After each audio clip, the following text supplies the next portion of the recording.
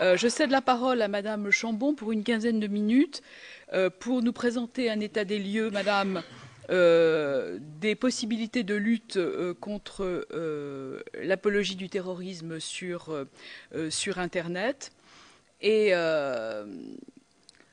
et le mythe de Sisyphe que cela peut peut-être représenter. Parce qu'évidemment, là aussi, on est dans la guerre de l'obus et du blindage. Au fur et à mesure qu'on prépare une riposte, les techniques deviennent de plus en plus sophistiquées. Vous avez la parole, Madame, pour une quinzaine de minutes. Merci Madame la Présidente, Mesdames et Messieurs. Je dois m'appuyer sur le constat que vous avez fait avec beaucoup de, comment dirais-je, pertinence, qui est la notion de conversion, d'endoctrinement et de propagande. Nous sommes dans 3 thématiques qui sont constatées comme un mouvement de fond depuis quelques années sur Internet, dans des proportions qui restent malgré tout modestes pendant quelques années. Ainsi, nous avions en 2014, je ne pourrais pas vous le dire, c'est fait? Parfait, merci monsieur. Mais je vous en prie. La problématique que l'on a rencontrée depuis quelques années, c'est effectivement une montée progressive et lente du prosélytisme sur Internet par l'intermédiaire de sites dédiés avec des messages de plus en plus virulents. Cet état des lieux, en 2014, était stabilisé à peu près à 1,2% des signalements qui étaient arrivés sur la plateforme Pharos. L'année dernière, nous en avons traité 137 000 et 1,2% était relativement modeste, mais consistait quand même en une augmentation, un maintien de cette augmentation, contrairement à d'autres problématiques qui sont plutôt en baisse et dans des proportions identiques. Cette année a été un tournant pour ce phénomène-là, puisqu'on a vu l'explosion pendant les 3 premières semaines de janvier de l'implication des réseaux sociaux. C'est une nouveauté par rapport à ce que l'on connaissait préalablement. Les réseaux sociaux sont effectivement devenus le vecteur de communication le plus usité pendant la période des événements. En revanche, il y a toujours derrière cette problématique l'ajustement que peut avoir une population qui veut inciter à réagir à un événement et à se faire connaître à ce moment-là. Et cette visibilité qui était très forte pendant 3 semaines a disparu presque immédiatement et est revenue à des proportions pas identiques, toujours un peu à la hausse, mais est revenue quand même à des proportions beaucoup plus normales. Pour vous donner un ordre d'idée, nous sommes toujours d'ailleurs sur un nombre de sites web assez modéré, puisque nous avons à peu près une cinquantaine par an de sites web qui peuvent inciter au terrorisme. Et nous avons eu pour les réseaux sociaux plus de 6 000 signalements au jour sur des messages et des posts entre Twitter et Facebook. Ceci ne concerne que le web, ne concerne pas le deep web. Donc nous sommes bien sur une problématique qui a émergé brutalement et qui a redisparu sans complètement s'éteindre.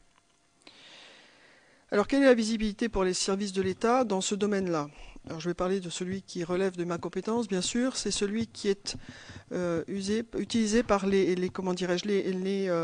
internautes. En fait, ce sont 30 millions d'internautes qui font la veille citoyenne. Et ces internautes, au cours de leur navigation, vont se heurter à des contenus qu'ils considèrent comme illicites.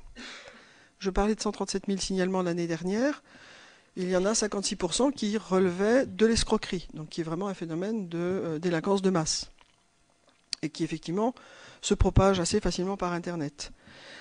Quelles sont les visibilités autres? Eh bien, ce sont les signalements que peuvent produire les enquêteurs dans leurs recherches ou les services spécialisés dans la veille, et qui peuvent effectivement, à l'occasion d'une veille ciblée, qui porte sur le terrorisme ou sur une activité périphérique, remonter des informations qui ne sont pas celles qu'il y a dans le signalement. J'ai fait une simple projection sur ce que sera le signalement en 2015. Pour nous, on est sur une base qui se stabiliserait vers 240 000, 250 000 signalements, dont une partie non négligeable des 3 premières semaines porte ou a trait à l'incitation à la haine raciale ou à l'apologie du terrorisme. Alors le dispositif, évidemment, a toute sa pertinence maintenant de mise en œuvre du blocage et du déréférencement. Nous avons fortement évolué dans ce dispositif pour le mettre en œuvre dans les meilleurs délais dès que les décrets seront publiés. Alors, quelle est la portée du dispositif pour nous? C'est de faire droit au texte sur la partie pédopornographie. Ce n'est pas le sujet d'aujourd'hui, mais qui est une partie importante. On a plusieurs centaines de sites. Et puis la partie terroriste. Le rôle de l'OCLCTIC et de ma sous-direction dans ce domaine-là est d'être l'autorité administrative, donc qui va mettre en œuvre le dispositif. Elle va le mettre en œuvre à partir essentiellement des signalements qui sont formulés par les internautes, c'est-à-dire par la veille citoyenne qui est effectuée sur Internet. Donc ce n'est pas quelque chose qui relève que de l'activité de l'État, c'est quelque chose qui vient de la population, des internautes, des citoyens.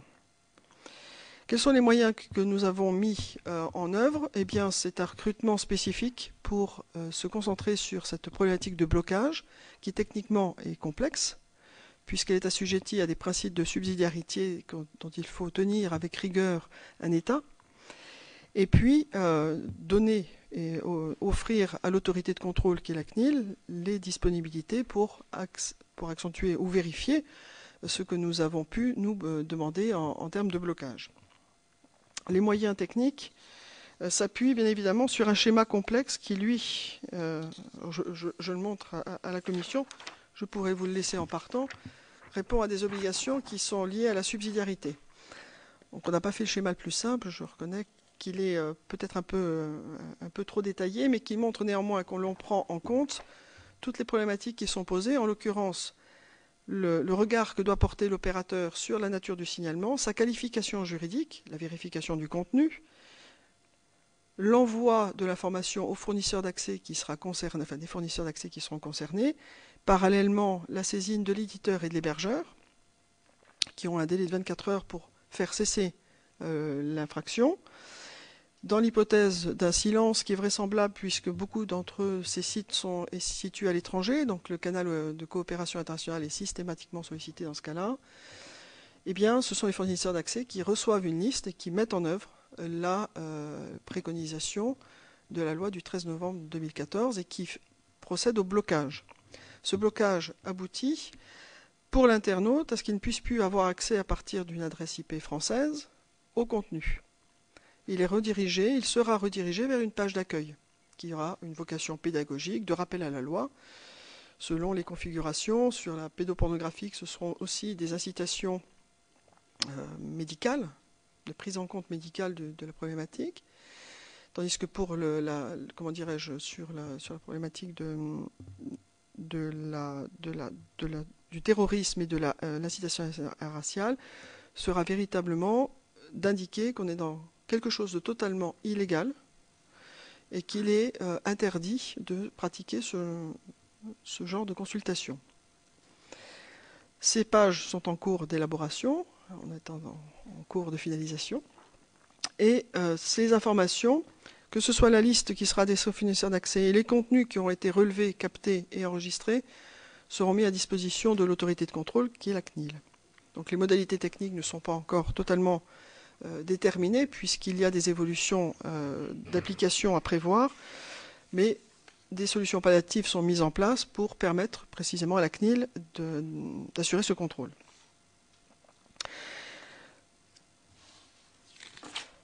Pour ce qui est de la pertinence a souvent été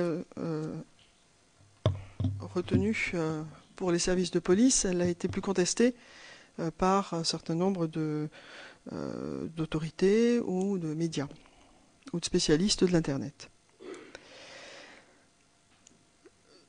La vocation de ce texte est totalement prophylactique à mon sens. C'est-à-dire que l'on doit empêcher la population de manière générale d'accéder à ce genre de contenu qui est complètement pernicieux. Il l'est pour la pédopornographie, il l'est aussi pour le terrorisme. Les 80%, la part de 80% qui permet à des jeunes internautes d'accéder à des contenus qui petit à petit, par phénomène de propagande, d'endoctrinement, les amènent à commettre l'irréparable, je pense qu'on a peut-être quelque chose à faire dans ce domaine-là. On doit impérativement positionner ce dispositif comme étant prophylactique et empêcher finalement un nombre ignoré de personnes d'y accéder. Bien sûr, on peut contourner la difficulté. C'est quelque chose qui est possible. On en a fait quelques schémas. Le plus simple déjà, c'est de ne pas avoir une adresse IP française. C'est pas très compliqué. Mais consistant à, si on bloque au niveau des fournisseurs d'accès, on a malgré tout une capacité de toucher 80% de la population qui n'est pas spécialement férue de technologie. Et on est dans cette action prophylactique. On dissuade, on oriente, et on impacte, et on envoie un signal fort qui est celui de l'État contre, précisément, un dérapage qui peut être mal maîtrisé par l'environnement familial ou l'environnement social.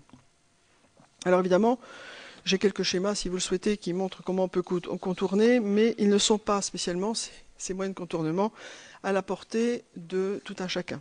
Donc je pense que c'est sur ce point-là que le dispositif a toute sa pertinence. Il l'a également parce que, et que ce soit pour le terrorisme ou pour la pédopornographie, parce que derrière il y a des victimes. Alors je vais prendre pour exemple la diffusion de la vidéo d'assassinat sauvage de M. Gourdel, qui a été retirée très rapidement. L'intérêt, c'est que ce retrait s'est fait à la demande de la sous-direction quelques minutes après la publication sur Internet. Il était juste de la bonne volonté de YouTube de le retirer ou pas. Ils l'ont fait, étant donné la sauvagerie de l'action elle-même.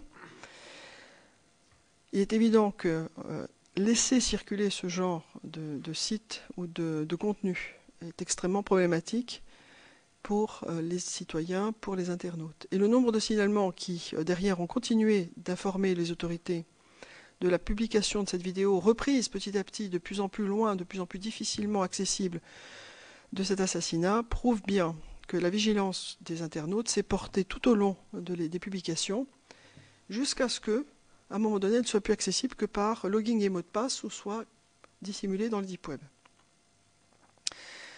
L'avantage, et je tiens à insister un petit peu là-dessus, l'avantage de Pharos au regard de la veille que l'on peut faire de manière en source ouverte, c'est que lorsqu'il y a un signalement, le signalement se fait avec les droits de l'internaute. Et s'il est adossé à des mots de passe et des identifiants, on peut accéder à partir de ces informations-là au contenu et continuer de poursuivre la fermeture sur l'ensemble des plateformes qui peuvent diffuser les contenus, qu'ils soient connus comme Dailymotion ou YouTube, ou comme des sites beaucoup plus underground, mais qui finissent par, malgré tout, par l'hébergeur en tout cas, accepter de retirer les contenus. Quel serait l'impact de ce dispositif au regard de la situation que nous avons vécue pendant les 3 semaines avec la flambée des réseaux sociaux et des messages sur les réseaux sociaux? Je pense qu'il serait perturbant pour ceux qui souhaitent faire du prosélytisme par le biais des réseaux sociaux, parce que les messages qui sont sur Facebook ou sur Twitter peuvent renvoyer en grande partie sur des sites. Et si ces sites-là sont fermés et ne sont plus disponibles que sur le deep web, bien évidemment les démarches pour y accéder sont beaucoup plus complexifiées pour l'internaute, donc moins accessibles, donc moins de propagande, moins de prosélytisme, et la prophylaxie fonctionne.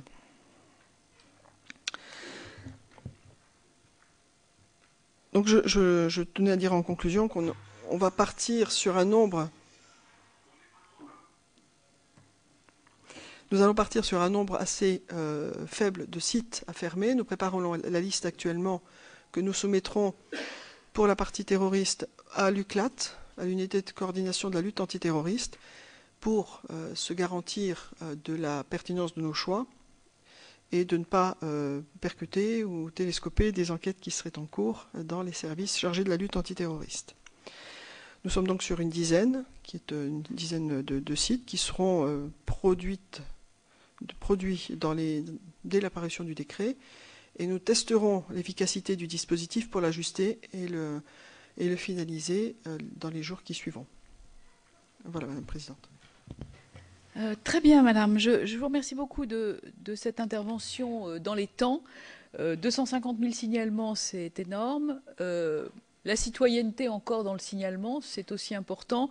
L'encadrement légal et vos liens avec la CNIL devraient rassurer les internautes. Je vais demander à Monsieur Tabaka